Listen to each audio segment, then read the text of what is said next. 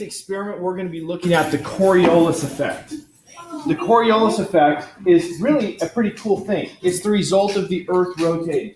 If you take my version of the globe, the celestial sphere, and you rotate it, you probably learn things like the circumference of a circle is pi r squared, right? Yeah. Nope, that's the area. The area of the circle is pi r squared. Circumference is 2 pi r. And so the distance for something going around a circle is bigger as you go to bigger radius. And so as this rotates, things that are down here on the equator have the biggest radius from the axis of rotation. So they have the biggest distance they travel in the time for one rotation. But every point on the Earth takes the same amount of time to do one rotation. So that means speed, which is, of course, distance divided by time, is faster at the equator and slower as you get toward the poles. Because of that, we have an interesting effect that's called the Coriolis effect. If you are on the equator here, and you throw a ball straight north, because you're moving with the Earth's rotation, when you throw it straight north, it's not just going north, it's also going to the east, because the Earth is rotating toward the east. And so it has an east component and a north component. But as it moves north, the Earth underneath it is moving with a slower speed to the east. So if it's moving at constant speed to the east and the Earth underneath it is moving slower, what's going to happen?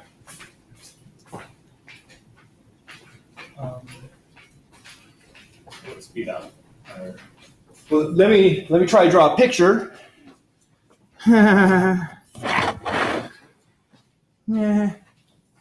Apparently I forgot my stylus in my office. Give me a second so I can draw the picture. That was genius of me.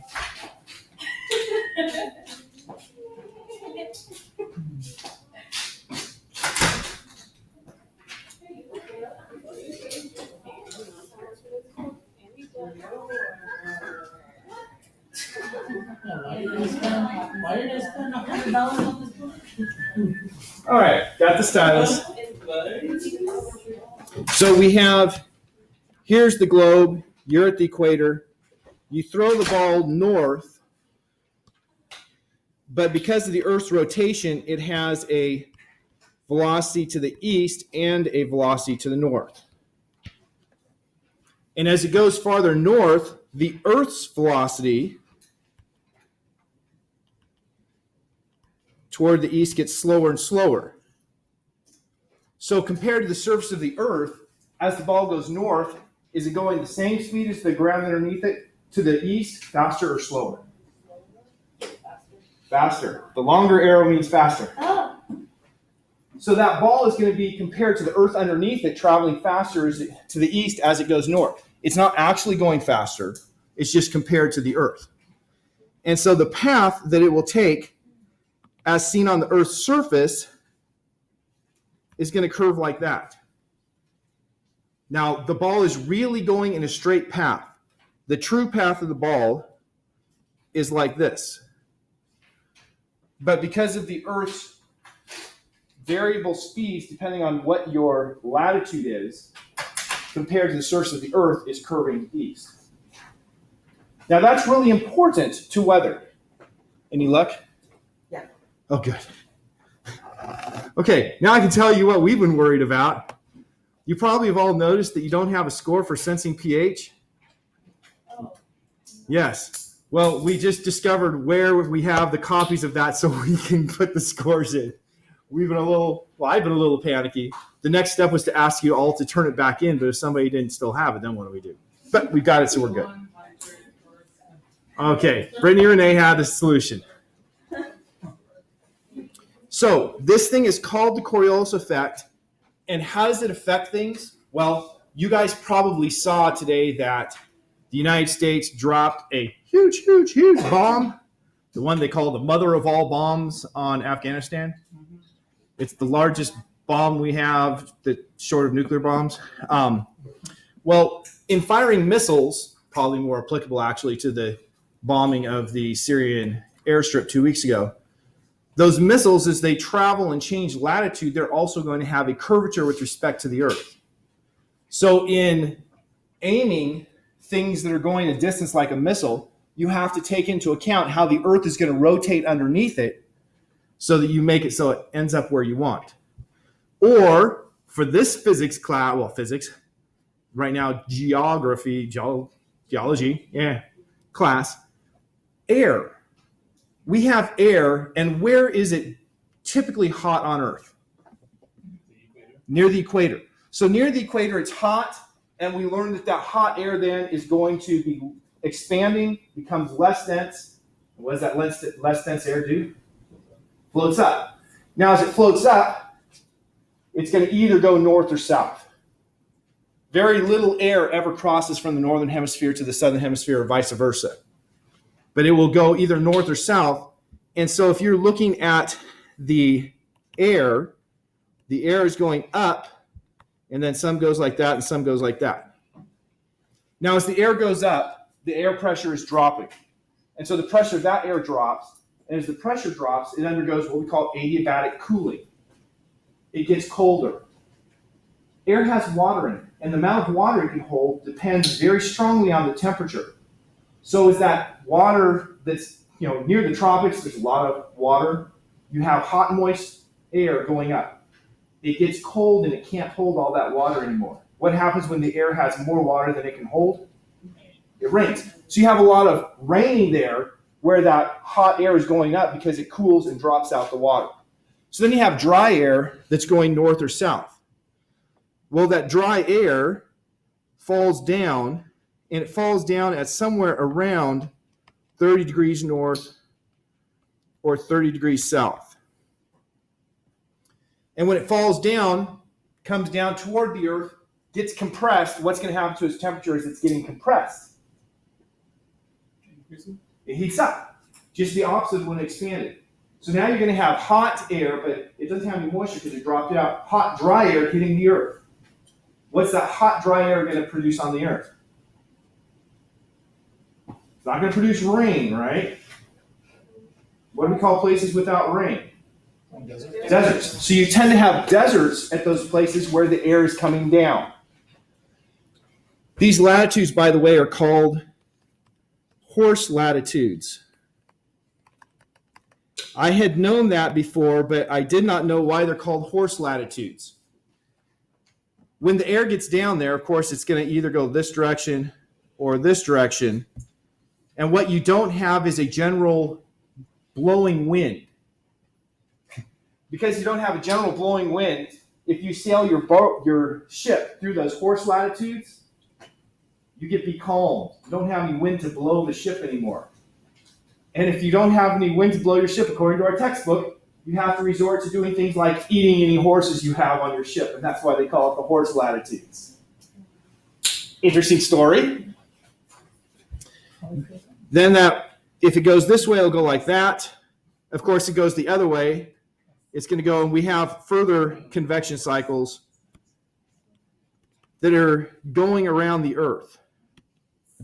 And so I've only drawn for a quarter of the Earth, but you can figure out the rest. So those didn't have anything to do with the Coriolis effect. Those are just setting up the general cycles of the air. But now let's add in the Coriolis effect. Down close to the surface of the Earth, you're going toward the equator. Going from 30 degrees to 0 degrees, you're going toward the equator. So that means it's like throwing a ball from 30 degrees north toward the equator. The equator is going to have a faster speed to the east than you do at 30 degrees north. Right? Same reason we talked about this here. So compared to the Earth, you throw it straight south, or the wind in this case is blowing the air straight south. But if the Earth is moving faster than that wind, how does the wind move with respect to the Earth? The Earth is moving east faster than the wind, so the wind moves west. So as viewed on the surface of the Earth, what you're going to see is the opposite of what I drew here.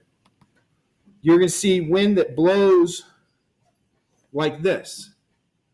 And so you have a general westerly direction for the surface air,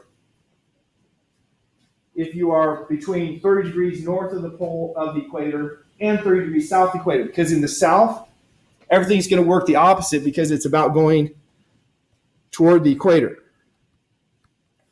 So that's the direction the air on the surface of the earth is going to be traveling. Now, if you are going north of there, so you have, here's your horse latitudes. If the air goes north of there, then it's going to curve like, and so then you'd have a generally easterly direction for the flow of the air.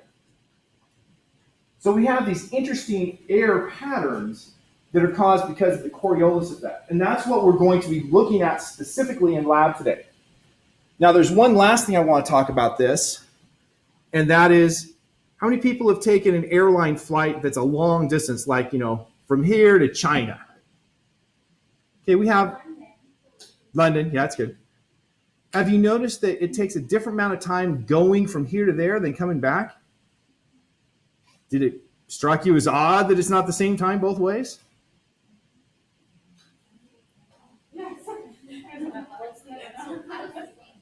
The answer is yes, it struck me as very odd. The difference was at least 2 hours longer going one direction than the other. And the reason is what we're looking at here. Now, the airplanes, where do airplanes fly? Okay, in the air is true. I mean, yeah. Okay, near the top of the troposphere. The troposphere being the region where the weather is. So the airliners are going to be flying up in the region where the top parts of those convection cycles are. Well, the top parts are going the opposite direction, right? If the air on the surface is going toward the equator, the air above is going away from the equator. And so you're going to have the Coriolis effects making the winds going the opposite direction at the high elevations. And so you're going to have a prevailing wind that at high elevations, if you're in this region, that prevailing wind is going to take you east. If you are in this region, the prevailing wind is going to take you west. And so as you're flying, flew from, well, actually, we flew from here to LA and then from LA to Hong Kong. I believe we were generally staying north of 30 degrees. I didn't pay a lot of attention to how far north or south Hong Kong, well, north Hong Kong is. But it's a very different speed or time because you're going the same speed relative to the air, but the air is traveling at pretty high speeds up there because of the Coriolis effect. So we're going to be looking at that. These are pictures to show us about what happens when you have a high pressure or low pressure system. If you have a high pressure system, then you're going to have air going in the upper atmosphere in a clockwise pattern in the northern hemisphere and a counterclockwise in the southern hemisphere because of this Coriolis effect. This also, you might have heard people talk about things like your toilet flushes. And the toilet always goes in the northern hemisphere counterclockwise, right? Right? Yes, correct. And people will say it's because of the Coriolis effect. But the fact is, for the amount of motion for that water, it's not getting much closer to the equator as it goes down. And so the strength of this Coriolis effect is very, very weak for a toilet or for a sink. And so our toilets are actually made with jets to make the water go that way. Otherwise, it would be like a 50-50. But you want the water to swirl. Otherwise, it will take much longer to drain and it won't drain as effectively. And we don't want that with our toilets. Agreed? Agreed. Okay, so here's a picture showing the air currents that I just drew and the names of the different air currents that we have on the surface of the earth. Named because sailors named them. So you have the trade winds there that are going to take you in the westerly direction if you're between 30 degrees and the equator. You have your westerlies, called westerlies because they come from the west, that will take you east if you are from 30 degrees to 60 degrees. And then you have polar easterlies. I didn't talk about the polar currents, but the poles tend to be cold, hence the air dropping there. So all of these patterns are because of the Coriolis effect. So what we're doing in lab today is examining that Coriolis effect. This is just a summary of those different air regions. So the Coriolis effect, we're going to examine it using this rotating platform. Now I'm going to have you double up in teams of 4 because you're going to have to wait your turn to use this, and that will at least make you have to wait a lot less time. So you come up in teams of 4. The first thing you're going to do is simply take a clean piece of paper, and with this clean piece of paper, you're going to rotate this. Now, come on up, Alex. Alex is the one who spent the most time between the two of us preparing for the actual experiment part. So tell them how they're going to spin it for best effect. You're going to spin it like that. Okay, so what I said for how you're going to spin it was notice the relative speed that it's taking. Yeah. Right, so if it goes too fast, the paper will fly so it's off. doing about 1 rotation every 3 seconds, right? Just to give you an idea of the speed. Then you take, where'd you put them? Oh, the marbles. I love my marbles. He has the marbles. I was not the one with the marbles. Here's See- one of them. Okay, so you take the marble, and you're just going to roll the marble across here and watch the path the marble takes. So, I'm going to do right now, Wow. and you want to note the path it takes. Now, I'm going to show you a video that Alex and I took prior to class. So here's our video taken prior to class. And you can all just be amazed at how good we are at this. Whoa. Wow. Now, what kind of path did that ball take? It totally looks like it curved. It didn't. We got out a ruler and laid the ruler on the screen to make sure of that, because I looked at it, I was like, it looks like it's curving, and it shouldn't. Now, there is a little that, the ball does have a certain inertia and whatnot. But if you take the ruler and you place the ruler, and we figured out the direction it went and put the ruler on there, we could see that it was actually, now you can't see that because I put it here, but we could see that it actually was a straight line. And so, if you want to play around with it up here, you can play with the ruler and determine, yes, it's a straight line. After you do that, then comes the fun. So you're going to take sodium bicarbonate, put just a little on, spread it around so it's nice and uniform and thin. So we have an example here that we made so you can get an idea of how thin it should be. I just used my hand, got my hand nice and covered with sodium bicarbonate, otherwise known as baking soda. Use sulfuric acid. Then you're going to be able to see the tracks your ball makes. So you take your ball and you make it wet, and then you spin it again, and you roll it on there, and you note the path it takes. And that tells you a few other things to do. We're not worried about marking north and south because we're only using one side. So you don't need to mark north. Make sure you do spin it the way that it tells you, the way the Earth would be spinning as looked on from below, which is what we have done here. And so you have to go through and do a couple different trials to see how it travels. You'll be able to see the path it took because the wet marble will pick up the sodium bicarbonate. After you have done it, Alex is going to be watching carefully, and then he will initial your lab report to show that, yes, you did come and actually do the experiment, and then you can go and answer the questions, and you'll be done. So, any questions? I'm gonna grab a pen.